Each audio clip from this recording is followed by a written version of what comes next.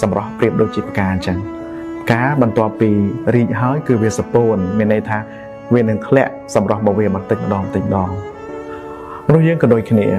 សម្រាប់របស់យើងនឹងប្រែប្រួលទៅតាមពេលវេលាប្រែប្រួលទៅតាមអាយុនិងតាមវ័យប៉ុន្តែអ្វីដែលមិនប្រែប្រួលអ្វីដែលរក្សានៅនោះគឺគុណតម្លៃនិងគុណធម៌ហើយជាពិសេសទៀតគឺការផ្ដល់នៅការគោរពនិងក្តីស្រឡាញ់ចំពោះគ្នាដោយមិនផ្ដោតទៅលើសម្រស់ខាងក្រៅប៉ុន្តែគឺយើងមើលឃើញសម្រស់ពីខាងក្នុងមានន័យថាអត្តចរិតគុណធម៌ឬគុណតម្លៃរបស់បុគ្គលរៀងៗខ្លួនហើយអ្វីដែលជាពិសេសនោះទៀតខ្ញុំគិតថាជារឿងអស្ចារ្យនៅពេលដែលយើងរួមរស់នៅជាមួយនរណាម្នាក់ដែលមើលឃើញគុណតម្លៃខាងក្នុងរបស់យើងរួមរស់នៅជាមួយនរណាម្នាក់ដែលចេះគ្រប់ឲ្យតម្លៃយើង